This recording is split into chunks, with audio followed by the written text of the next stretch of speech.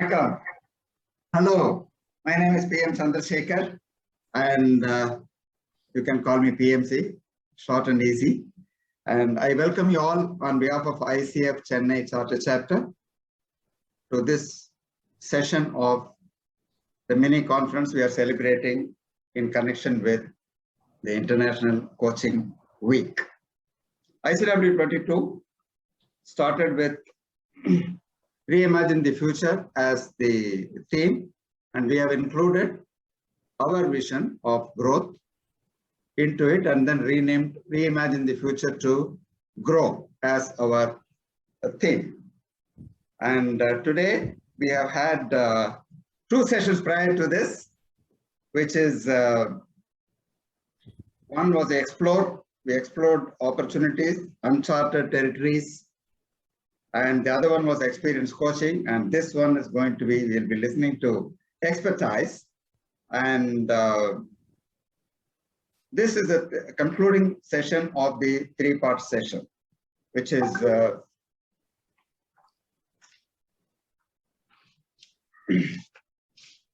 of the mini conference.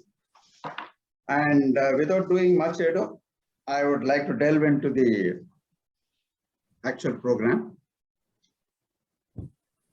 When we talked about this particular session, which is Reimagine Work, Life, and Coaching, I had some thoughts, personal thoughts. I would like to share them with you before I give it to the panelists. One thing that crossed my mind was we are living through times of major changes in our lives.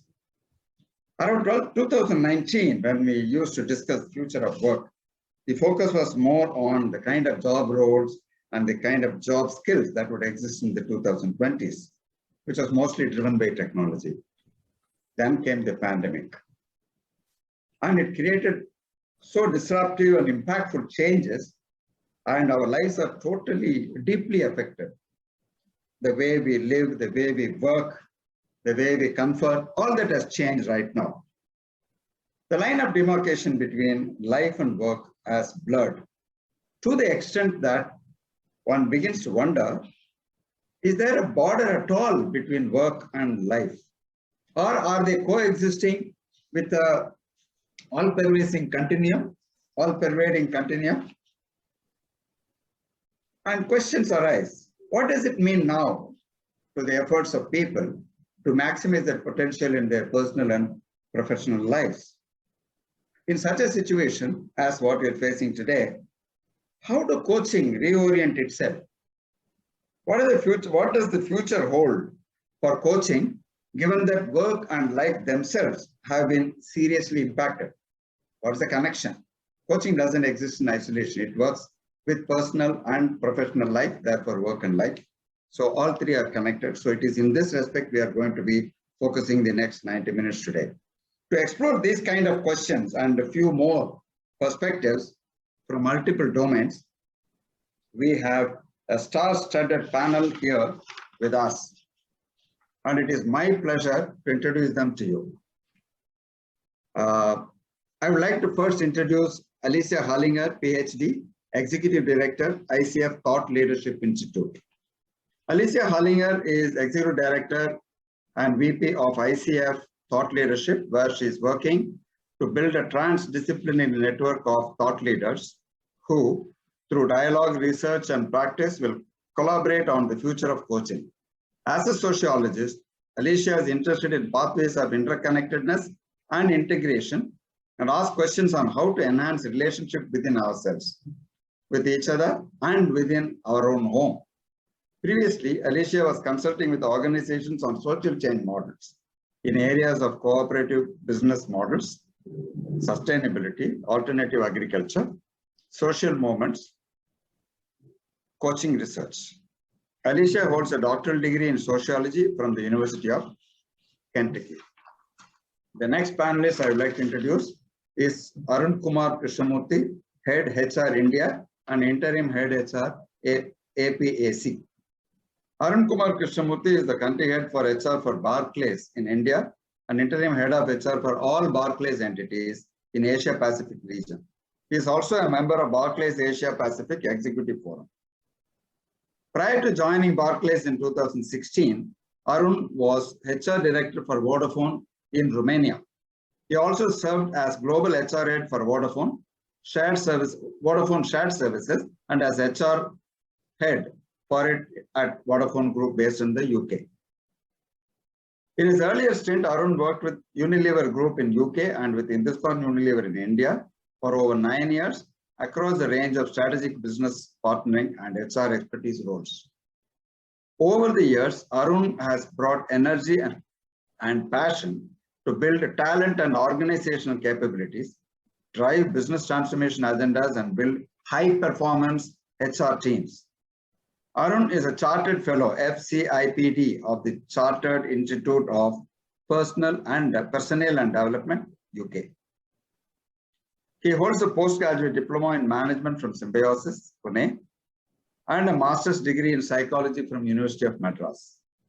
He enjoys working within multicultural, diverse organization and with business leaders who have shared appreciation of excellence in human capital management. Sam Isaacson, Global Director of Consulting, CoachHub, is the next panelist I would like to introduce. Sam is a coach, coaching supervisor, author, and Global Director of Coaching at CoachHub, one of the biggest global digital coaching providers. His book, How to Thrive as a Coach in a Digital World, has led him into roles with the two biggest coaching professional bodies and made him the first person in the world to deliver coaching in virtual reality. He chairs the UK government's Coaching Professional Apprenticeship Trailblazer Group, is an Amazon #1 bestseller, and has spent the best part of 20 years advising organizations on coaching, technology risk, and digital culture change. And finally, I would like to introduce Vijayalakshmi S, MCC MP. Vijayalakshmi is an experienced master coach and mentor, MCC ICF and MPE MCC, with 3,000 hours of coaching experience. She is a multifaceted management professional with over 20 years of experience in consulting and human resources and background in law. Her specialties include executive leadership, wellness, and conflict coaching, working with individuals, teams, and businesses. She is a certified systemic and team coach, as well as an accredited mediator. Vijay serves as president of ICF Chennai Charter Chapter and was the chair of the ICF India Conclave 2021. A coaching evangelist and a believer in the power of the collective and universal connections, she is the founding volunteer leader of Coaches for You, an impactful pro bono coaching initiative of the professional coaching community that came into existence in the wake of the COVID-19 pandemic. She was awarded special recognition as highly commended in the EMCC Global Coaching Awards 2021. Well, now it's time to get into reimagining the future of work, life, and coaching. Ladies and gentlemen, with this kind of a panel, and they're all joining from different parts of the globe today and have had a varied experience and exposure to variety all across the globe, so to say. So let me not stand in the way, and therefore let me now invite Vijayalakshmi to take over and moderate the discussion in the quest for some perspectives, needs, and answers on the future of work, life, and coaching. Over to you, Vijayalakshmi. Hi, everyone. Good evening from Singara, Chennai, and good morning, good afternoon from whichever part of the world you're joining us from. It's been a fabulous day. I was just sharing with my co-panelists in the Zoom room before we went live. What a wonderful ICW we've had so far. So first of all, I'd like to thank all of you for coming back here. I know it's a late hour in the evening, and thank you for spending your weekday with us. You know, as I was just thinking about how to get the ball rolling on this, I just did a little bit of introspection myself. And I said, somewhere for me, I think pre-2020 seems like a blur already. Simply because I think everything has just changed so much upside down. And I don't know whether I'd even go back to parts of those and which parts I would go back to. So it's all a blur. So I thought, if there is just one thing in the last 2 years that nobody has been spared from, is change. And change at a pace that nobody imagined. At work, in family, in social norms, habits, education, technology, of course, business, the world of work, and I think pretty much everything. Everything has gone through a change. I mean, ICW would be done like a nice in-person event. Then we realized the possibilities of, setting a global stage. And I don't think we, while we would do the in-person events, I don't think we'd ever let go of this. So I think this change also then is an invitation for us human beings to re-examine how we would like to reimagine our future. It's a great opportunity, isn't it, to think a little bit ahead. And as the world returns to back on track, I won't say back to normal, back on track mode, I think it's good. It's a good time to think about these tracks in themselves and how these tracks are shifting. Yeah. So today, on the occasion of ICW, and in the context of the larger theme, I mean, I think more than 143 chapters of ICF are celebrating in this week about the power of coaching. I think, and in the theme of reimagining the future to grow, which is the theme that our chapter has picked, it's a great time to explore the future of work and life and how it's changing. And also, this is a celebration of coaching. So the question that I think is there in many of our minds is, what's the implication on the coaching profession? How can coaches and how can coaching support this, fast changing and evolving future that nobody is really able to even come to terms with? So I'm delighted and grateful to the presence of such an amazing panel of thought leaders today. So welcome Alicia, Arun, and Sam, joining us from DC, Mumbai, and London, respectively. So let's just get started. The first question I have, and I would like all of you to take a stab at that, and is really related to what I was talking about. In the world of today, and let's sort of say for point of reference as the post-pandemic world, how are you experiencing the paradigms of work, either having changed or changing, if I might use, the present tense? Maybe Arun, you can start, and then Alicia, and then Sam. Thank you, Vijay, and delighted to be here. And I think, listen, as you said, I think the key word is change. And I think when I look at work, workplaces, and workforce, and I think in all the three areas, there has been really, really profound changes, right? At work, there is massively a focus on skills, reskilling, upskilling, getting ready for a digital future. So it's phenomenal shifts that are happening out there. If I look at workforce, the binary ways of having looked at workforce are shifting, right? You have gig workers, part-time workers, job splits. And I think that is going through a massive shift by itself, perhaps accelerated by the pandemic. And the third shift, which is ubiquitous amongst us, is the workplaces, which has moved from offices to anywhere with a connectivity, right? Only restricted by artificial borders that mankind and governments of the world have put in.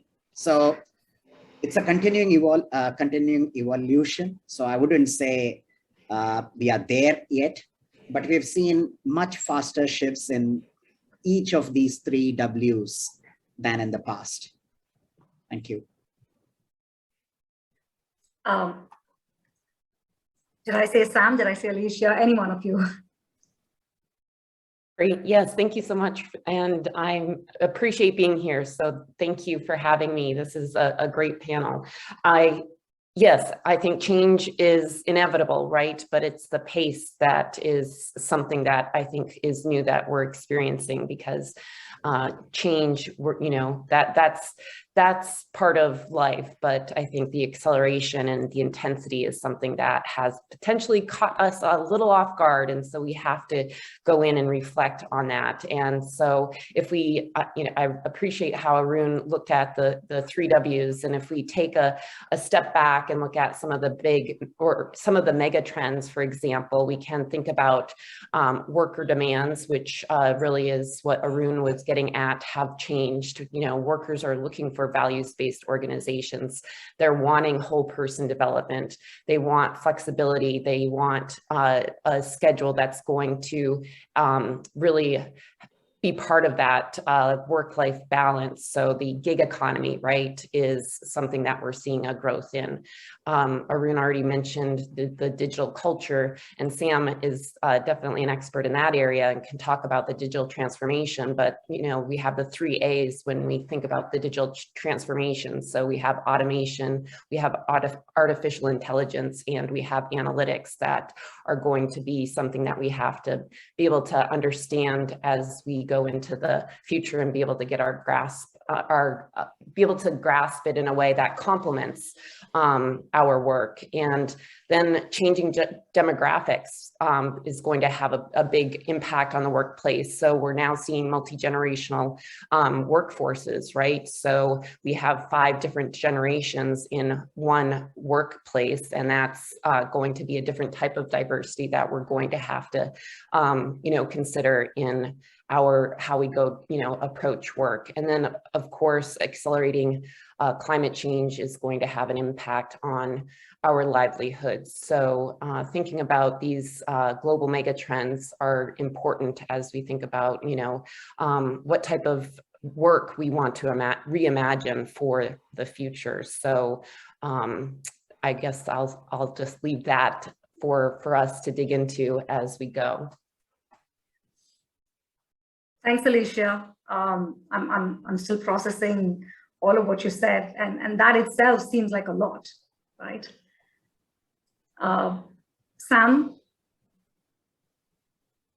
Yeah, what an exciting topic, right? There's so much, there's so much going on.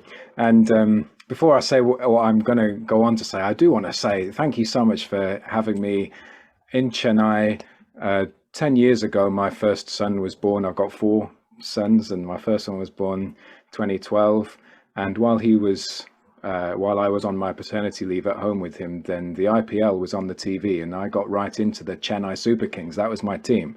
So if there's one change I could introduce, it would be this season. Let's get us to the top of the table. Would be much better. But anyway, yes. So we've talked a lot about the changes in organisations, particularly move to hybrid working, change to a desire for a gig economy, and I think this concept of hybrid working has really come out of the idea that in the past everybody wanted to be in the office, and that's how things worked. And then, of course, we went into lockdown, and so everybody worked remotely. And then we're going for hybrid, which is half of this and half of this. And actually, we really need to grasp a lot more of ambiguity in the way that we interact with our workers in terms of the contracts that they have. Are they full-time, part-time, job splits, working from different countries, the sorts of people that are engaging with, the way that we interact as organizations and employees and individuals to one another, and technology is really accelerating that. So if there's anything that's come out of the last few years, and I think is top of most organizations' agendas, it's really thinking about things at a more human level rather than as organizations as machines. And so if you think back over the last 100 years or so, the way that people have thought about turning up to work has gone from the idea of just having a job to moving through a process of thinking that I want to be as efficient as I possibly can at doing my job and doing it well and producing good outputs. And then that's moved over the last 50 years or so into wanting to prioritize what we're doing so that we can actually manufacture some career moves and doing things in a bit of a more effective way and changing organizations. Nowadays, actually, the focus is a lot more than that. We're thinking in 3 dimensions. It's not just prioritization or efficiency. It's about the significance. What does it mean to turn up to work? What does it mean to even wake up in the morning? And technology, through social media and other technologies, there's been a real clustering of interests and echo chambers that's led to this. We think about it in terms of polarization of politics, but I think it's more than that, because you connect with different people who have got similar interests to you, and you end up being convinced that the way that you see the world, which is not just politics, it's all sorts of philosophies and all sorts, is the way that everybody thinks, because that's all you ever hear. And because we're connected globally, it can feel like the whole world thinks the same way that you do, because people around the world are all different, and so they connect on the things that they are like. And something that is therefore missing, and that people are feeling a real sense of loss of, I think, is authority figures, because authority figures that we recognize, they tend to get reported as having made significant character mistakes that we wouldn't expect. And so there's a real lack of trust in even basic news outlets, which for the whole of human history, has been trusted that we can go to a source and know what the truth is. And now that isn't the case. Actually, we look for people who think like us to find out what the truth is, which makes us deeper embedded into what we already think. And so, yeah, we're at a point of exponential growth and change. And the nature of that means that everything feels like it's constantly accelerating, and we don't quite know what's around the corner, and people are feeling quite uncertain. I think I'll stop talking. There's quite a lot that I could say. I'm interested in this, and I'd love to see where the conversation goes. If I may chip in there, I think, Sam, thank you. I think you spoke about the polarized world, right? I always am cautious when I'm talking about these shifts, because speaking from India right now, I still think there is a segment which can afford to think about purpose, sustainability, meaning, but we also have millions out here for whom the daily grudge of having to go to the employer that they can find and earning a fair day's wage is not shifted massively. Yes, of course, the shifts that are happening in the workforce and the workplaces, gig economy, etc., is being both an opportunity and a challenge. But some of what is getting talked about, hyper-personalization, the kind of shifts in terms of in technology, I think there's a lot of people who are still in pockets of the ecosystem where both the benefits and the risks have not really percolated into. Yeah, and I think we started to notice that around the first couple of lockdowns in 2020. And, I'm not sure exactly what the narrative was that landed in different pockets of the world. But from my little corner, what I saw was a combination of people complaining about it a little bit and then talking about the great pause, as if it was this opportunity to just sit and reflect on what your life has come, because, we're under so much pressure. And yeah, absolutely. There are people who actually, it was completely pulling the rug from under their feet with no real sense of hope. And further embedding the bad situation that they're in. And now we're coming out in a situation where the news is reporting that children who are the same age as my children, who fortunately seem to have been doing fine out of it, are suffering from mental health issues worse than ever, are suffering in their education worse than ever, not developing in the ways socially and psychologically that they should be. And yeah, it's quite simple to kind of trip into the that hole of thinking, well, everybody who's around me has had this opportunity to reflect on themselves and has used it as a pivot for their career. And so maybe it wasn't such a bad thing. And actually, real life is much more complex than that and nuanced. So yeah, I completely agree. Yeah, and I think, just it's a beautiful segue into my next question, which is this whole search for meaning. Right, and I read something about that also on the Thought Leadership Institute website, Alicia, and I'd love to know more from you later. Do you perceive an enhanced shift in the search for meaning? And how does it sort of embody itself? In what ways? In what ways, for example, at the workplace, in what ways, for example, I don't know, across industries? So I can, Alicia? Yeah, Alicia?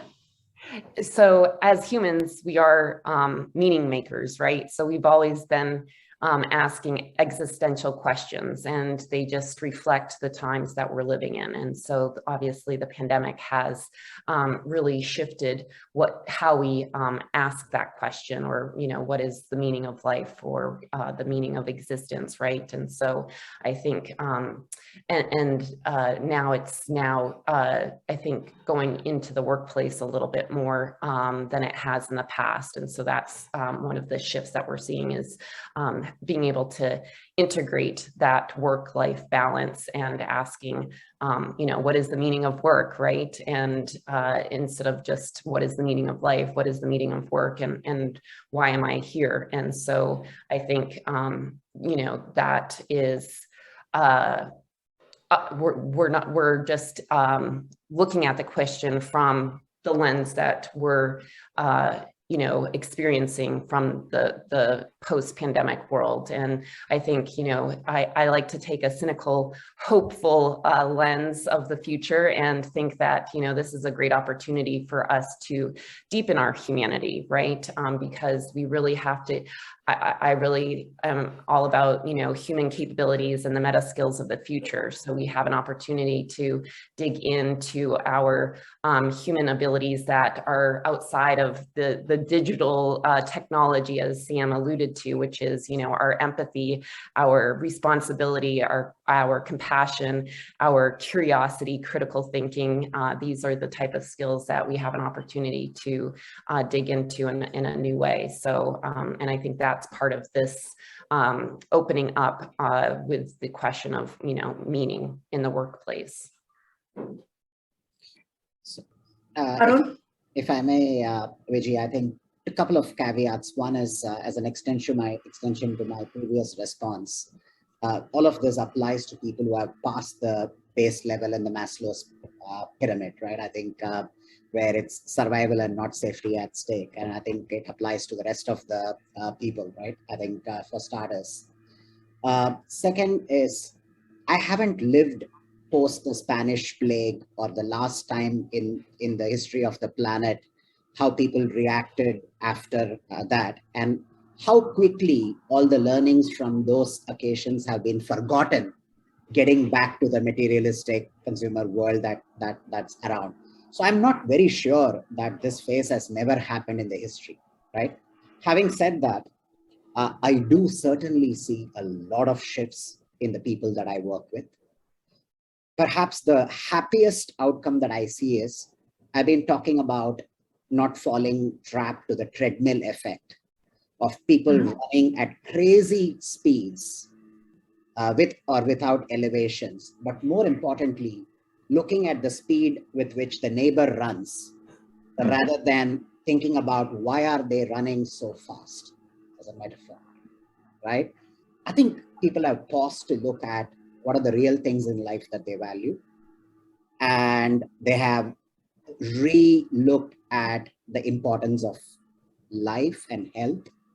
They have really looked at the importance of connecting back with the family. I can say that in a firm like Barclays, we have about 25,000 people in India. And India is the leader of migrant workforce. With a country as large, most of our people are from every part of the country. Today, we have a third of our workforce who are not living in their contracted locations, right? And that just means how much they have valued the essence of either being close to where their relationships are, or understood the true value of what they want to get out of life. Or it was just an economic opportunity to get out of large cities and go to places where they can truly re-evaluate their relationship with money. Across all of those dimensions, I see certainly profound changes. Whether they are truly sustainable, or will they be equally forgotten, like whatever happened after the last plague incidents in the world, I don't know, right? And I think you have to really look at how things hold. Thank you. Yeah, so I think it's a good place for us to pause for a minute and, to all participants on this call, it would be lovely if you can type in the chat box, has your own work paradigm, you could be coaches, you could be in different professions, has your own work paradigm changed? And is there, a shift in the way you look at life? Feel free to share it in the chat box and we'll pick up the responses in a bit. But I'm going to move ahead. And the next question is for you, Sam. So I get it, right? I mean, all of you are talking about how much all of this has changed, either in the way we look at work paradigms or also in a deeper search for meaning, etc.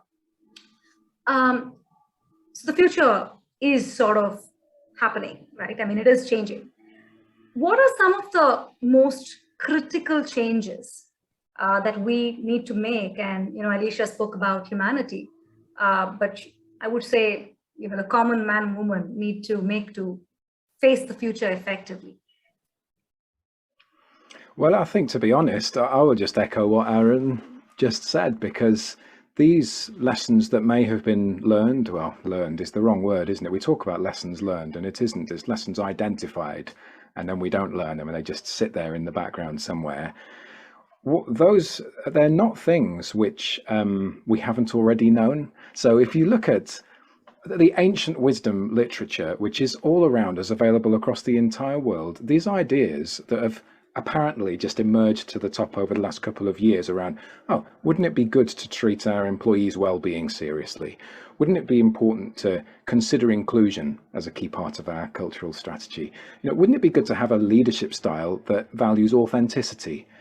These things are written in those great texts that have been around for thousands of years. This isn't just a Spanish flu thing, and it shouldn't be COVID's happened and so now let's learn some lessons from it. It should just be, what does it mean to be truly human?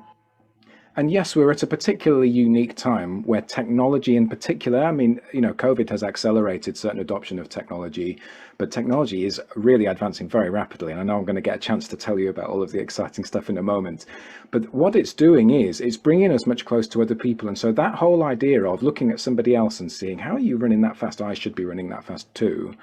It's, the Instagram comparison piece where everybody else's life looks perfect because you're watching their highlight reel and you're comparing it to your behind the scenes footage. Actually, that comparison has always been an unhealthy thing for humans to do, and we've always known it. And so that search for meaning, it should always really be around, look, what are we doing as ourselves, and what is the right thing for me to be doing? What is my personal purpose in life? And so that question about meaning, it's a very human thing. It feels like we're quite hungry for it now in a way that perhaps hasn't been quite as visible, until the last couple of years. But it's something that is deeply human. And so I think right now what we need to do is take things like the technology, which is so addictive, and train ourselves to be able to say, okay, all that aside, what would be the best way that I spend this hour that I have silently? Shall I just watch the next series on Netflix? Or shall I scroll through endless posts of people's perfect lives on social media? Or maybe I'm just going to sit and be bored for a bit, because I don't get to do that very often. And maybe that would be a good way to spend my time. So yeah, it's quite a deep thing, even though it feels, so simple, so deep, core to us. Equally, there is the, I wouldn't say frivolous, right? I think you would have seen this acronyms being talked about, the FOMOs and the YOLOs, fear of missing out on other people's experiences, and you only live once. And I think there are shifts that are happening clearly where for a change, work is not a superset of life. And people are looking at it the other way around and saying that I can't wait until I retire to have my life's experiences. But some part of me also thinks that there is sometimes too much of Christianity in a world which is highly ambiguous, really volatile, all the things that we spoke about, I also see a lot of early burnouts at the same time when people are living much longer, right? And so yes, it's great that people are thinking about purpose, but whether there is enough space in life for purists to actually be productive over very long periods of time, being really choosy about what they do in life, whether that is utopia or is it a dream that's never going to happen, is a big challenge. And I think I'm not sure if I've articulated it well, but I think there are a lot of shifts, but whether they are truly sustainable in every part of the larger ecosystem in the world is something to be concerned about. So I'm going to just gently shift the spotlight on Alicia, because Alicia, I know PMC had read out amazing bio, but Alicia is Executive Director of ICF Thought Leadership Institute. And as you all may know or may not know, ICF moved into the family organization structure a couple of years back. And the Thought Leadership Institute, if I may, was really a futuristic build by, I think, the ICF ecosystem. And I personally have been really very curious about the work of this institute, because it just seems, like an organization doing something little, into the future, and sort of giving the rest of us some tips as to how we should be looking at this. So Alicia, would love to know a little bit about TLI, about some of the work you're doing, and how, in that, some of these questions we've been talking about so far, and also about, how the future is going to look and how we should deal with the future. If you can share a little bit about that, that would be great. Yeah, I want to actually pick up on what Arun was saying to, I guess, dig into that question, because what was coming to mind, looking at demographic changes and longevity is definitely a trend that we're going to have to, look at, and how that impacts life and the workplace, right? So not only is there multi-generational workforce, but it's also the longevity piece that we're going to have to take into consideration. And so again, I'll go back to the meta skills of the future. And I think one meta skill of the future that is going to be so important is collaboration, right? We are going to really need to come together and collaborate and figure out how to really come together and take on that ownership and responsibility for the collective good, right? In a very new way. And I think that's an opportunity, to reimagine what the workplace might look like with these demographic changes, for example, and then to, I know Sam will dig into this, but I'll tee you up, Sam, but to be able to use the digital transformation trend in a positive way, where we can use technology to complement the, our human skills. And what does that look like? So right now, I think it's more about asking those type of questions, and we might not necessarily have answers, because that's just part of the process, is to ask the questions for what are the possibilities for the future? How can we use technology to create meaning in the workforce, right? And I think there's also going to be the question of ethics and responsibility when it comes around the technology piece. And again, that's a meta skill of the future that we really need to focus on developing. So, I guess that was what came to mind when thinking about, Arun talking about longevity trend and seeing burnout earlier.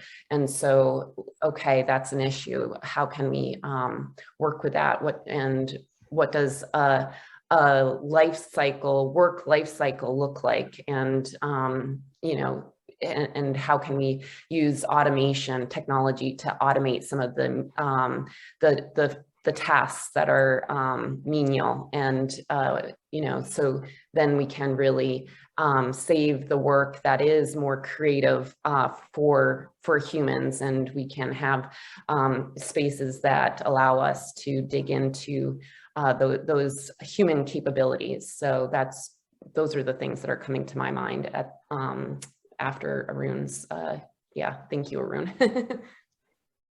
Yeah, I like the way this is, building, and I can just sense a nice direction we're taking. So maybe I will come back to you to know a little bit more about TLI in a bit, Alicia. But I have a question. We spoke technology, we spoke about collaboration, we spoke about, I just love Sam's example of, just sit and do nothing. I could do with that. But Arun, I want to just shift the lens a little bit on leadership. Yeah. In all of this, right? I mean, somebody was mentioning to me the other day that, being a leader is really hard in these times. And yeah, I get it. But what makes it hard, if at all it is? And what shifts do you think yourself as a leader and also the other leaders that you work with are having to do in these times? Yeah, so listen, let me talk about myself, right? The first thing is walking the talk. So role modeling hybrid working, right? I think Sam spoke about it, right? Am I truly role modeling hybrid working the way it is to be done? And the internal dilemma, or do I really role model the way it works for me? Or do I role model hybrid working the way my organization would like it to be, right? And I think there are various conflicts in each, and I think, how do I really stay authentic and make sure my team truly believes that I role model hybrid in a way that's deeply personal, but at the same time sending a very clear message around what my organization values. And I think that's a big change for myself, and something that I'm conscious about. Yeah. Mm-hmm. So I think that's one. Second is, Alicia very nicely spoke about the meta skills, right? I think there are times in the corporate world not too long ago where it was a unidimensional focus on customer and shareholder value creation. And I think clearly the shifts that we see around and the expectation from leaders around truly role modeling inclusiveness, that has taken a different avatar during the pandemic period. Is how do you actually be inclusive when people are working in a hybrid way? There are different challenges and opportunities. How do you really focus on what we call as citizenship or communities in Barclays? How do you really give impetus to focus like sustainability, as Alicia alluded to earlier? How do you really move people from a unidimensional focus around customer and shareholder value creation to thinking about colleagues, communities, citizenship, sustainability, etc., without compromising on, of course, top line, bottom line, and free cash flows that all of us in the corporate world love so much dearly? The third one is, the world has moved towards, if you really look at the last 20 years in any corporation globally, there has been massive focus around standardization, scale leverage. Sorry for using some commercial terms, but how do you really build things for scale? And suddenly we are asking leadership across the board to build scalable platforms, but personalize the experience for every person in their teams. And there are massive conflicts in every stage of that thinking and acting, because people have a lot of dilemmas. This understanding is very wide and varied across the enterprise. And I think people like us, like me, tend to spend a lot of time to say that these two are not polar opposites. You can drive scale leverage at one end, whilst being able to hyper-personalize experiences. And the last one, which is closer to my world, is people being victims to policy, or at least claiming to be victims to policy, where I still have thousands in the organization saying, what does clause 14 subsection B.3 say about our policy, right? At a time where people need to exercise their judgment, exercise their freedom, exercise their views without being fearful. How do they own decisions? So I can go on and on. I think these are some of the shifts that are certainly happening around expectation from leaders. Apart from, of course, how do you truly differentiate culture in the organization from competition and shed the conservatism?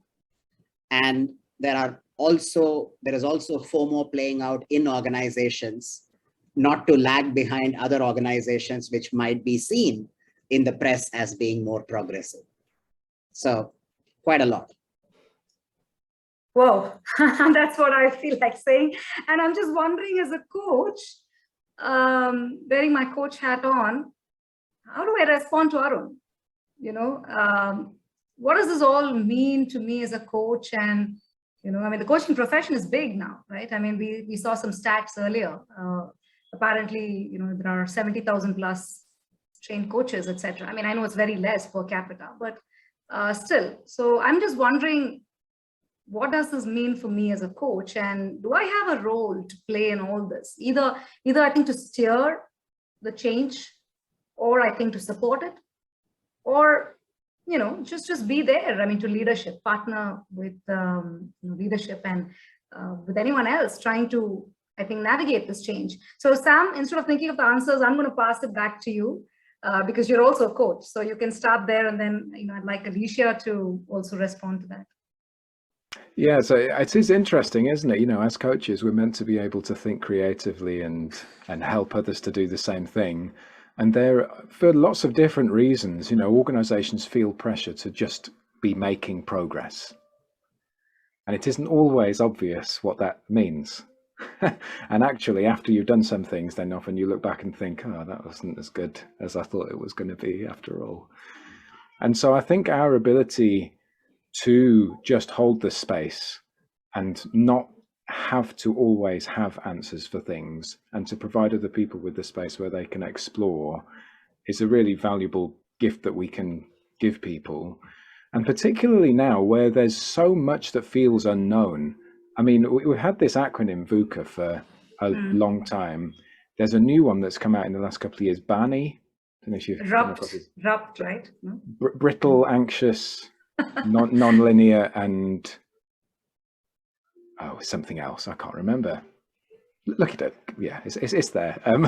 And there's a sense in which actually, as coaches, we can provide people with permission to just be a little bit more curious and open to what's actually going on here, and let's see if we can understand it a little bit better, rather than the way that a lot of organizational leaders, I think, feel under pressure to act, which is either understand everything at a very cognitive level and do very linear, rational decisions, which is just impossible in the current world, or make decisions without knowing anything and just be strong enough to be able to make decisions when you don't know, which is probably even worse, actually. You know, actually to be able to hold the space and say, look, we don't know, and we're going to just respond to what's here, and that's okay, because everybody's human. Particularly given what's happened over the last couple of years, I think is probably a helpful thing that we can do.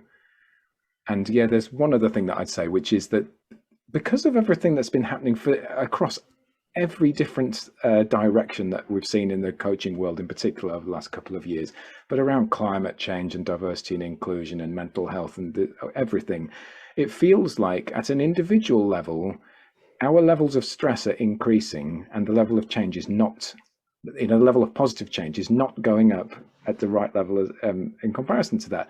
So there's an issue with recycling, and the person who's responsible for recycling, so we're told, is every single one of us. Well, if we just solve the upstream problem, so there's less for us to have to think about with single-use plastics and that sort of thing, then surely that's a much more efficient way to solve the problem. But instead, what happens with governments and with organizations is that we put the pressure on ourselves as individuals, in that if somebody isn't feeling included, it's my personal fault. And if the climate is changing, then it's my personal fault, and it's my responsibility to go and make this specific change, to move this piece of plastic from this bucket into this different bucket, and hope that the other 7 billion people are equally going to be doing that, because that's the thing that's going to make a difference.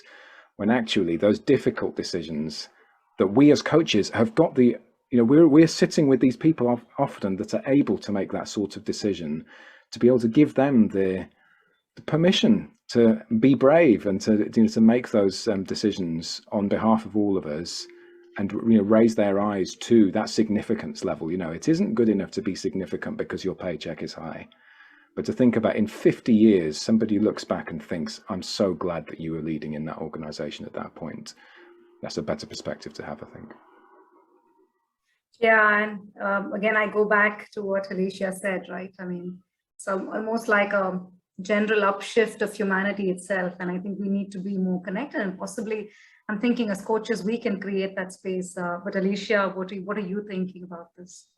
Yeah, I think Sam really did a nice job just really explaining the gift of coaching, which is just providing that space and permission to develop the reflective capacity of an individual that can have the courage, to walk to the unknown and not have answers, and be okay with it. And so that, I can't really add anything more to what Sam said, because he did a nice job. And I think what came to mind for me also was a little bit of what Sam was talking about, the idea of progress, or the other term is impact. Being in the nonprofit world, it's all about seeing impact and results, and seeing impact basically yesterday. And so what I like, the metaphor that I like to use is, are we planting a seed or are we planting a tree, right? Because people who want to see impact, they want to plant the tree without knowing that it actually came from a seed, and you don't see that seed come up out of the ground until, a few years for big trees, right? And so I think if we're, one of the things that we can consider and ask ourselves for cultural transformation is, if we're asking a question that can be answered in our lifetime, we're not asking a big enough a question. And so, really sitting with that idea that change can happen outside of our lifetime, and will happen outside of our lifetime. And so being okay with that when thinking about progress or impact, that is also, takes courage. So, really asking, well, why are we wanting a tree right now versus a seed? Yeah, that's quite thought-provoking, Alicia. The seed versus the tree. And G, by the way, Raj just told us that the I in the Bani stands for incomprehensible. Thank you, Raj. I would have got there eventually, but we don't have the time for me to just sit and think. Google is your friend. Thank you. And we can be creative about the I also, right, Sam? Oh yeah, it could mean anything. Yeah. Irritable. It feels like that at times, doesn't it? So, yeah. Yeah, true. Okay, I think this might be a good time for us to just take a bit of a pause before we move into the next segment of questions. And Raj, I'm just going to call on you. Is there anything interesting coming in the chat box? Any validations? Any violent disagreements? Anything at all? And ladies and gentlemen, Raj is my colleague on the board and the president-elect of ICF Chennai. So Raj, what's happening out there? I think a great set of validations of all the comments. I think, going by recency, I think the metaphor of tree and seed really validated. I think Arun's point about, what it takes to demonstrate leadership. And Sam, I think a lot of validation for the aspect that you called out about holding space and allowing people to deal with that ambiguity. So resonating with everybody on the chat. I mean, I'm trying to keep track with the chat. Sure. Thanks, Raj. Sounds good. So, we started talking about coaching, right? So now I just want to move this a little deeper. I get it, Sam, and as you were saying, I felt very energized listening to that, and what Alicia was also saying. But it also seemed like a tall order. Yeah, and and a lot of us would know that for coaches, the coaching mindset is a very crucial competency. And for non-coaches here, in fact, in the ICF, it's our second competency, and we're supposed to, after I think ethics, this comes next. And coaching mindset really asks us to be agile, flexible, grounded. And again, in these times, it is not an easy ask. So I just want to shift the focus a little bit about, how can coaching, I know we can step up, we should be stepping up, but what's the how? And also, it doesn't really necessarily have to be building yourself inside out. I'd love to know that. But also, the outside in. For example, can technology be an enabler, right? We're hearing so much about coach tech. We're hearing about coaching at scale. We're hearing about how so much of the world needs coaching, and there are only so many coaches. So Sam, I'd like to start with you and know your views on that, and tell us a little bit about what's happening in that part of the world, and then I'd love to know Alicia's view, and also Arun, wearing a leadership hat. For example, if you were to partner with a coach, what would you want from that coach? Who should that person be, and what should he or she bring to the table? I know lots of questions. I'm going to sit back and enjoy the answers. Okay, I'll give a slight warning. I'm about to go off on one talking about technology, so I'm about to do that. But just before I get there, I'm going to start where you started, which was that the how do we go and coach people and ask those questions. And I think it's important for us as coaches that we do the deep work on ourselves. So let's just notice that what's happened here is we've had this delightful conversation. I'm finding it really energizing and interesting, and I'm not looking at the chat in detail, but it sounds like there's lots of people who are on the chat going, oh yes, I agree, that's really interesting. Yeah, I love the way this is going. And it's just a perfect example of that polarization point that I was talking about at the beginning, that we surround ourselves with people that are similar-ish to us, and then somebody says something that's sort of within our frame of reference, and we go, yeah, that's a great point. And we don't really allow ourselves to explore outside of that too much. So here's just an interesting practice that I've taken on, and it isn't for everybody, but it is for me. I read 2 papers every morning. I don't read the whole thing, but I skim through the first few pages of 2 papers. One is the leading right-wing paper in Britain, and the other is the leading left-wing paper in Britain. And they tell the same stories, but then I read one and I go, how dare they? And then I read the other and go, oh, it's all right, actually. And that seems to happen quite a lot, because there's a huge amount of nuance. And so let's, as coaches, why not, let's do that work on ourselves to notice when it's happening, and then be able to act from a place of authenticity and not just think, oh, okay, Peter Hawkins says we should be talking about climate, and, ask one of those good questions. So I'll say that. When it comes to technology, just a quick gear change here. I think our role really in technology when it comes to coaching is to think about the fact that there are clear benefits that technology offers. It's undeniable. There's all kinds of positive things that it can help us with, including things like efficiency and scale and impact and environmental concerns. Technology tends to be a lot greener than doing things without it. There's also risk that it presents. And I can talk a little bit about that as well. And I know that Alicia was talking about this concept of ethics and that being actually a skill for the future. When it comes to technology, there are times where technology gets introduced and then some ethical issue comes up that you hadn't predicted before. So if we put the effort into doing that, and we know coaching, and so we have got a role to play to be able to say, can we just explore what is going to happen with this technology? This whole idea of organizations now being multi-generational, I mean, it can feel like that whole idea of there are 5 generations in the workplace. It can feel like there are 5 generations of millennials. So actually that age bracket of millennial is sort of 1980 to 2000-ish, near enough. Well, I mean, if you were born in 1980, it's not unreasonable that you wouldn't have had a mobile phone until you had left home. And if you're born in 2000, if you hadn't got one when you were at school, that would be quite extraordinary. And so that, there are multiple different, it isn't as simple as just saying, oh, well, you're in your 20s and that's different because you're in your 40s. Actually, there's a huge amount of difference in that, and it's changing all the time. And as coaches, I'm sorry about this, we can't change it, but as we get progressively older, our coachees are getting progressively younger. We can't help it because they're the same sort of age. And as a result, they tend to be further up the adoption curve than we are. And that's only going to go in one direction.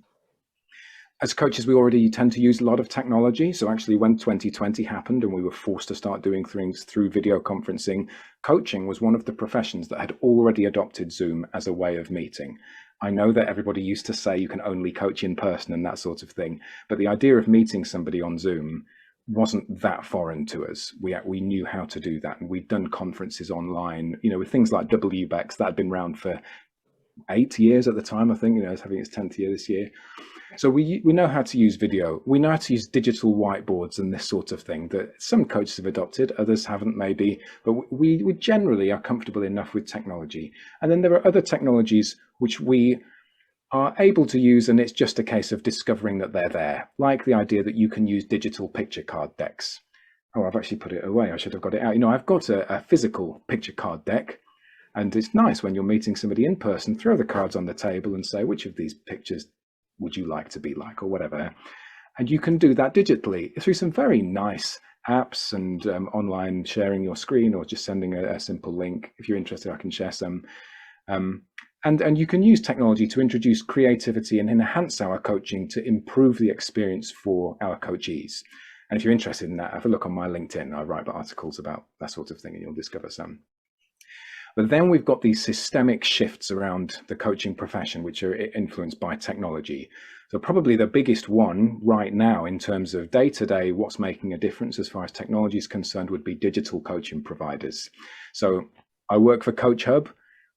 I'm not really aware of this happening in history. In history, then the way that a coaching provider would work is that you've got this little help desk, and that is a little black box where you call up the person and you say, can I have a coach that's got this sort of CV? And based on who they remember or who's in their spreadsheet, then they'll call up somebody who's working, in their black book, and they'll sort of connect you, and they'll take a little chunk off the top. And so it's extremely expensive, as it always has been, to use coaching. And that's what a coaching provider looked like. And it was the same coaches wherever you went, because they'd sign up for all of the big coaching providers, because why wouldn't you? You need the work.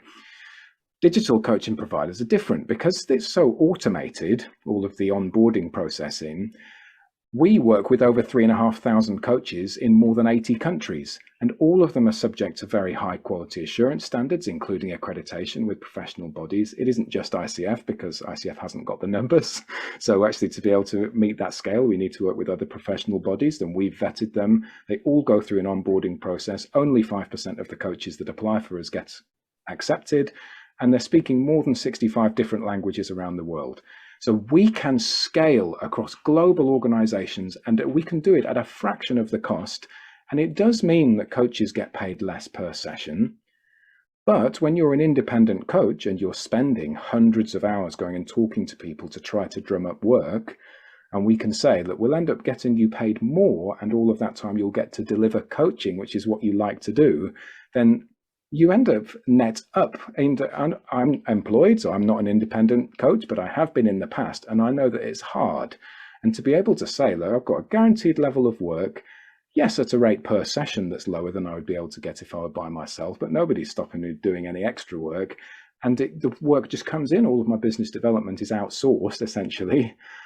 Actually, this is quite a good economic shift for the coaching profession, and because it can guarantee quality, it can do it at a scale that nobody's ever dreamt of before, and it can provide organizations with a level of insight into what's happening across coaching globally at any scale. It's an extraordinary shift, and that's why it's changing the way that organizations want to buy coaching. It doesn't make sense to provide coaching to 20 individuals at a premium price because they're executives and so they justify that expense, rather than offering it to 200 people who are at a lower level, who are going to have more influence sort of on the shop floor, and at a price that makes a lot more sense with the increased value of the data analytics. So that's a disruptive innovation that is here right now affecting coaching. Then I've got three more to mention. The first one is artificial intelligence. And I know, Alicia, you've already mentioned this. Now, that can mean a lot of different things. It can mean things like robotic process automation. It can go all the way through into machine learning and general artificial intelligence, which just learns anything that you show it. And coaching is not there yet. And it won't ever get there, by the way, and I'll explain why in a moment. Artificial intelligence can be used to automate processes. So we use it for our coach matching. You could use it, and there are tools that are constantly being developed, a couple that are just starting to launch now that can aid you in your reflective practice, that will observe you in a coaching session and then give you a little summary at the end that says, the coachee experienced moments of insights at minute 23. You can watch the video of the question that you asked and what facial expression you had at that particular moment that may have aided in that. Did you know that you spoke for 65% of the time? Maybe you'd want to reduce that. These kind of insights can really help you and take it to coaching supervision. It can take you right the way through to actually delivering coaching through artificial intelligence. Now, right now, what that is very good at, in fact, more effective than humans, I'm sorry to say, in some ways, is a very narrow focus around something like helping a coachee to set a goal. Because it will rigidly stick to the model and it will ask you, what is your goal? How would you describe that in fewer words? Where will you be in 10 years' time if this goal is true? What are you going to commit to next? Who is going to hold you responsible for doing this sort of thing? Those boring questions that as coaches, we sort of know they're good ideas, but what we want to do is say, yeah, but what color does that feeling smell like? You know, we want to step into the creative, ambiguous space. Well, actually, we can let the robot do that piece at infinite scale. There is no limit. The only limit is the amount of bandwidth you provide it. So we could do this at every single employee in an organization, offer them, it's low quality, but it is a level of coaching. It hasn't got the human to human connection, but it's helping people to define something. And then for a select few is going to be saying, you need a human coach. The two more are on the horizon, and one of them is not very far away at all. The first would be metaverse. And one of the things, I mean, you mentioned it in my little introduction, that I've delivered coaching in virtual reality. I actually have a virtual reality headset here, and I can show it to you today if we've got the time, where you can sit in a virtual space and you can meet somebody in Chennai and I'm in London, and we can meet in the same virtual space and talk to each other face to face in an embodied experience, just as if we were there in person. But there's no distraction of any technology because you're completely immersed in this world.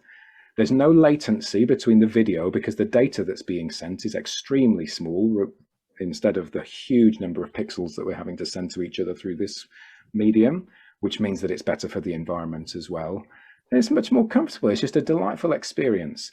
And in 2024, which is 2 years away, not very long, Meta is going to be releasing a pair of smart glasses, which are barely any bigger than mine, that will not need a smartphone to operate. And so they're expecting you to leave your smartphone at home because you won't need it. Everything's in your glasses, and you'll meet using your glasses and check your Facebook from your glasses and check your email and do your banking through your glasses. That allows us to meet through augmented reality and virtual reality. 2 years away, that's being launched. It's not going to be perfect at first. Do you think in 5 years, Apple's going to come out with one, Google's going to come up with one, Amazon's going to come up with one, and suddenly it's going to be the preferred medium of, that people are going to opt for? Bill Gates says in 5 years, more than 50% of remote communication will happen through the metaverse. So just watch out for that.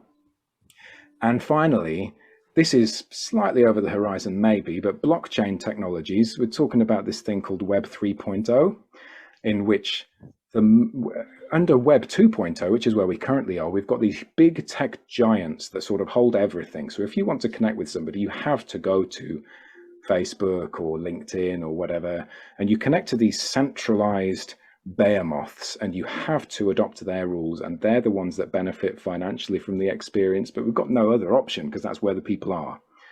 Under Web 3.0, everything is decentralized, and we exchange tokens, and everything gets validated across the entire network at once, which does mean that it's quite intensive on processing power, so it's not as good for the environment at the moment, but later on this year, there's going to be a change in one of those, the Ethereum network.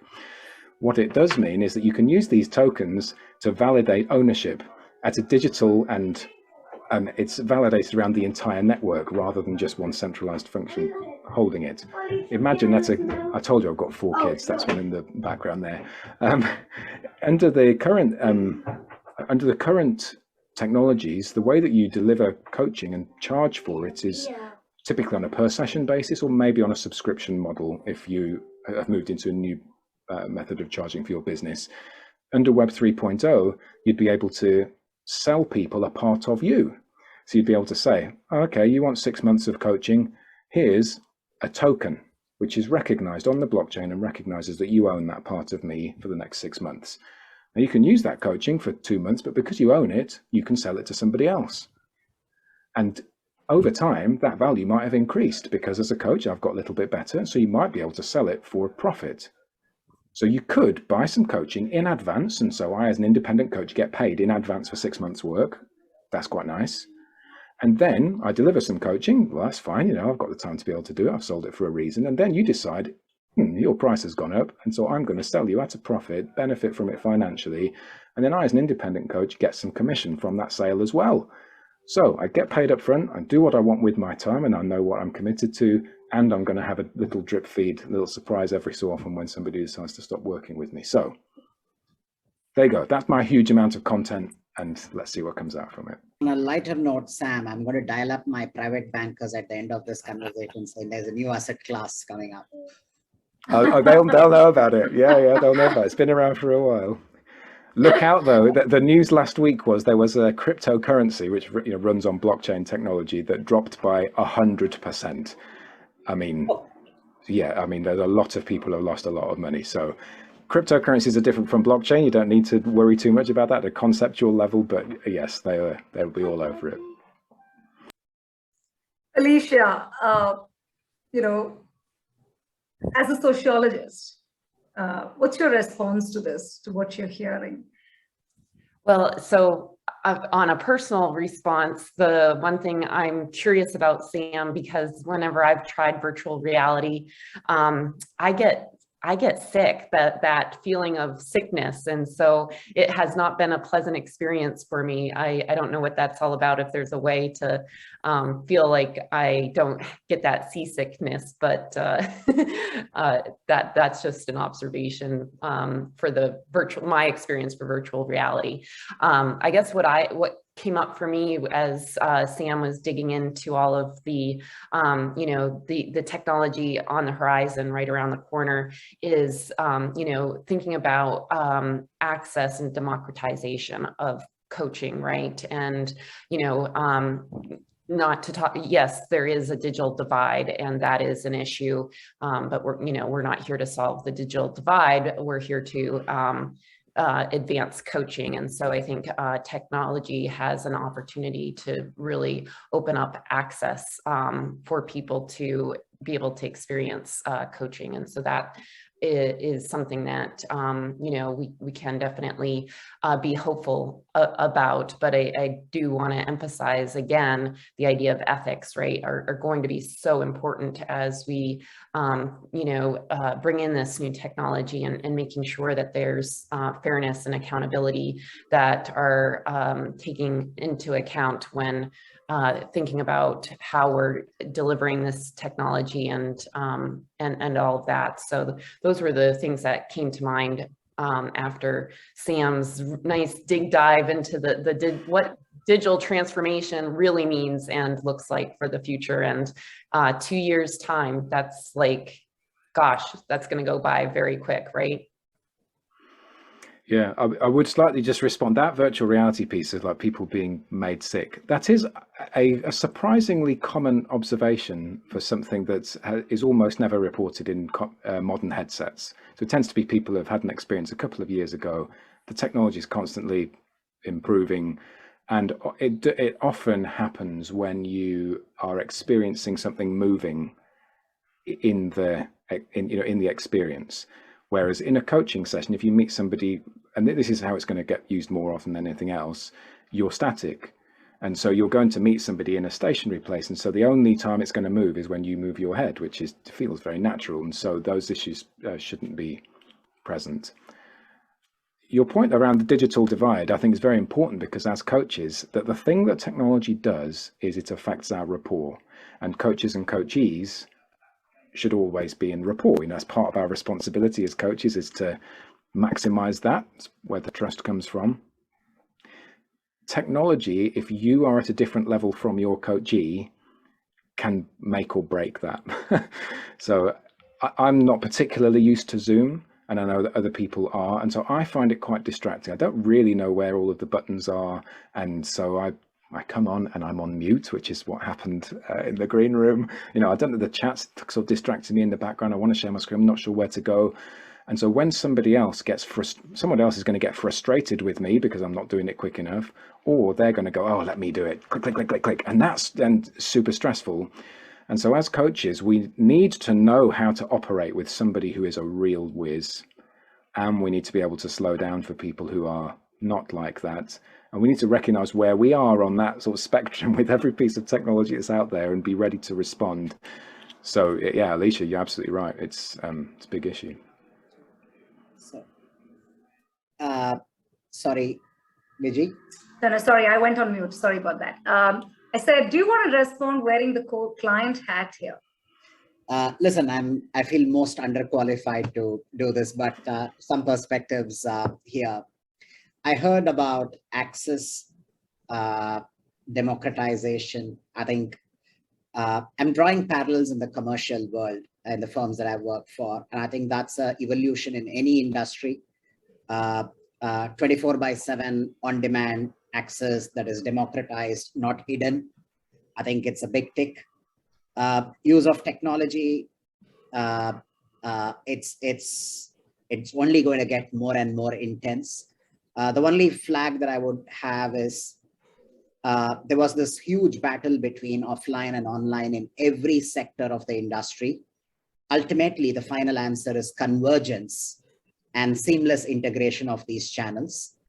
And I do believe that there will be an equivalent of convergence in coaching at some point of time. And I think ultimately it needs to be led by the recipient of the service, of what is the perfect recipe of the right level of offline and online interactions and what it means.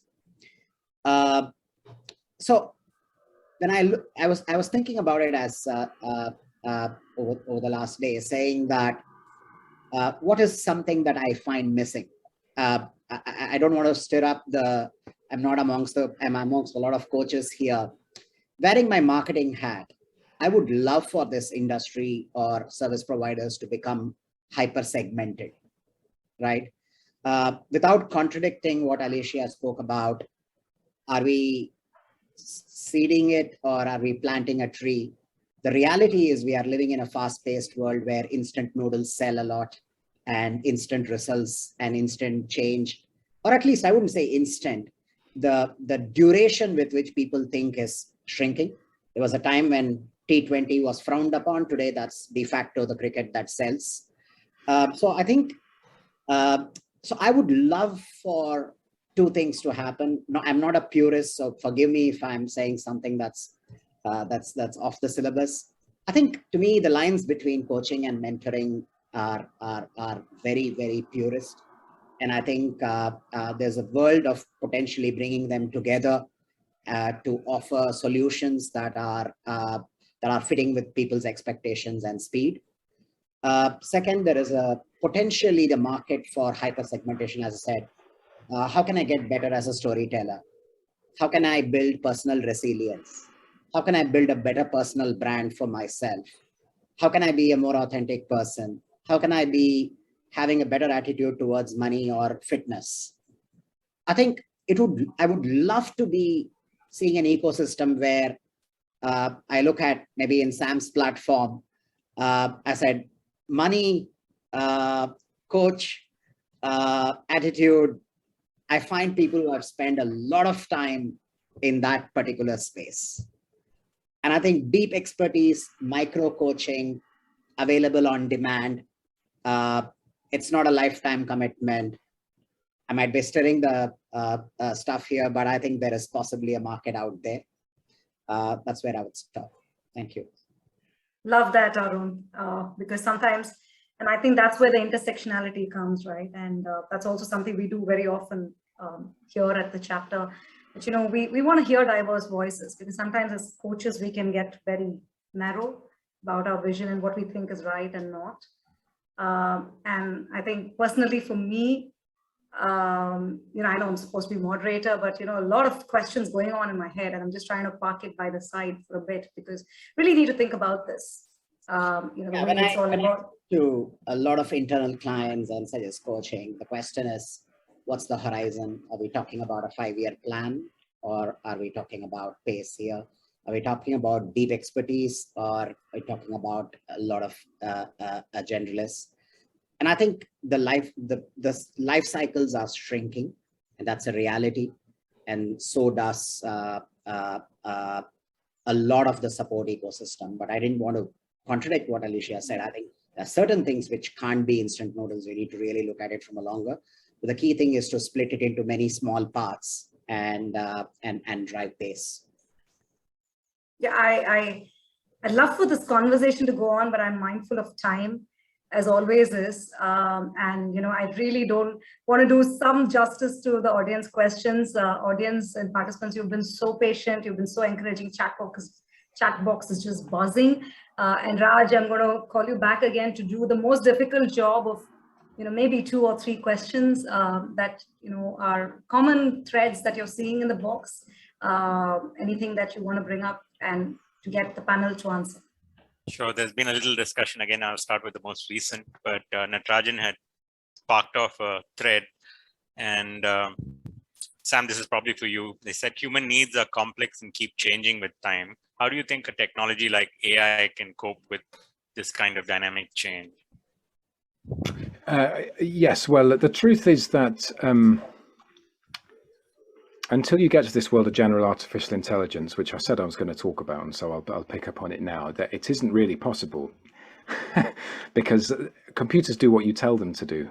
And so this whole idea of, of coaching robots that would help you to define a goal, as soon as you try to stray from that, it just won't know what to do with it. By its nature, it's been programmed to follow a nice sequence. And there might be a bit of machine learning in there to understand what you're saying and respond appropriately, but actually it's a relatively linear sequence that it's going to follow. This whole idea that human beings constantly change, the world of work is constantly changing, society is constantly changing, societal norms are changing, and how ought an AI bot to respond to that?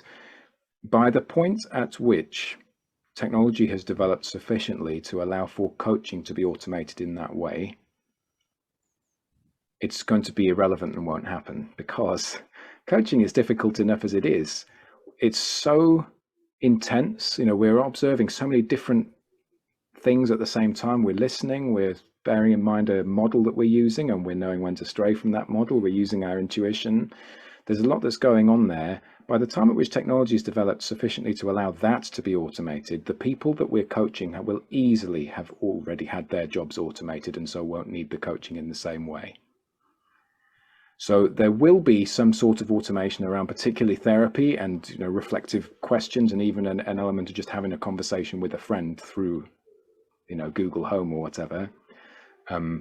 But that's why I say general artificial intelligence isn't really something that coaches need to be worrying about. At that point, it's going to be much more a question of a universal basic income or something like that to support people through that change. Thanks, Sam. I'd like to tie that back, and there's another question came directly to me, but something that Arun, you mentioned, when Vijay was talking to you about leadership, you talked about the need to balance scale and hyper-personalization. And I think you said that, that's very much doable. And in the light of what you've heard from Sam, and Sam, please add here, from a coaching perspective, we've heard a lot about the scale, but the hyper-personalization, can you think of any ways that technology can help? Do you want me to say something, or Arun? Arun, is that for you? Sorry. Arun, I think it's a point that you raised, but I think he was referring to my point. I think the question was raised to Sam. That's what. Yeah, but I'd love to hear your response, Arun, because the question came up to me as Arun's point about hyper-personalization and scale. Sure. So I think it is possible, right? I think I would recommend people to read this book called as The Platform Revolution. It's quite dated now. It's a few years old, and I think it talks about how you can drive scale whilst being driving a personalized proposition. Scale is the platform of interaction. Scale drives access and democratization. Scale brings down unitary costs. Scale drives common minimum standards. And I think hyper-personalization is using that construct to really look at every individual slightly uniquely and customizing the offering that goes to that individual rather than trying to recook the entire infrastructure behind that delivery. Okay, so so if I give an example which is closer to my world, right? I think scale is about having a common HR platform like a Workday or a Success Factors.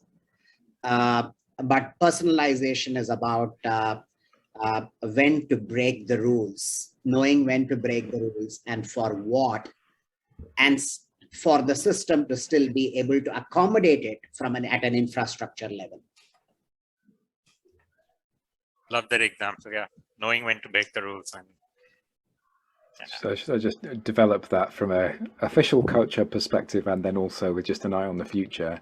You know, we operate at scale, and we, in every instance, attempt to roll out the technology in a very consistent way, so that every experience of CoachHub is identical as far as the technology is concerned.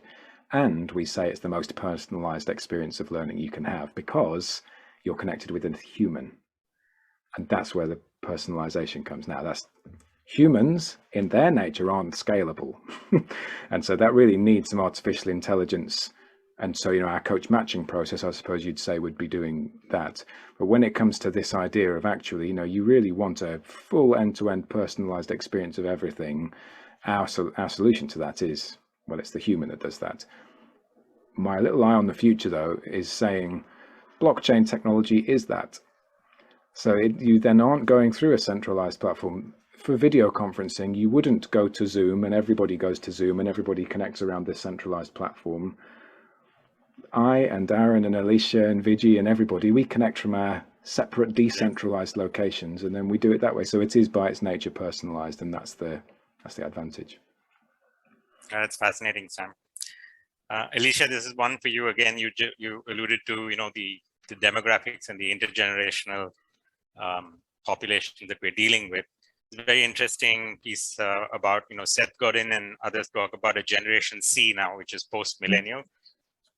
You're probably familiar with the COVID and crypto and climate. But the question for coaches, how do we are obviously from a very, how do we best ready ourselves to deal with the expectations and needs of that generation? Any advice for us?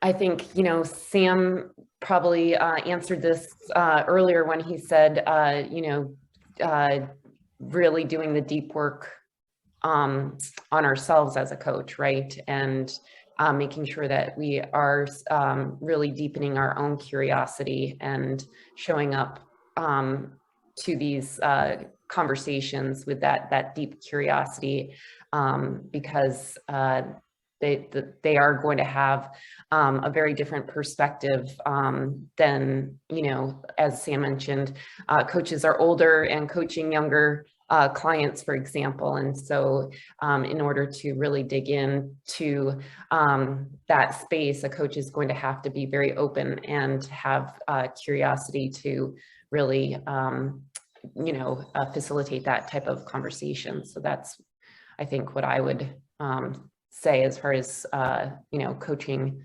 and working with younger generations, right? Because the context is so very different.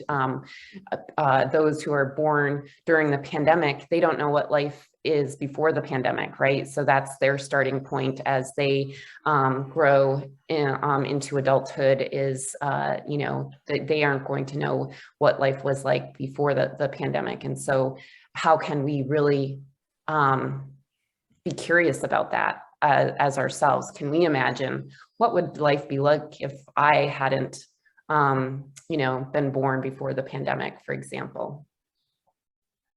Yeah, that really resonates, Alicia, with some of the empathy aspect that we explored in the previous session. How do you put yourself in someone else's shoes? So thank you for that. Vijay, I know we are exactly on the hour. Do we have a time for another question or not? No, we don't, but because I just want to do a little bit of roundup and request the audience to hold back for about 3-4 minutes more, and we will wrap this up. One quick fire to the three of you. As you reimagine the future, what excites you most about it? I'll just say one word, since we're at time: possibilities. I'll go one word as well. My word would be humanity. Increasing blurring of geography. Not one word, but true globalization sans politics and politicians.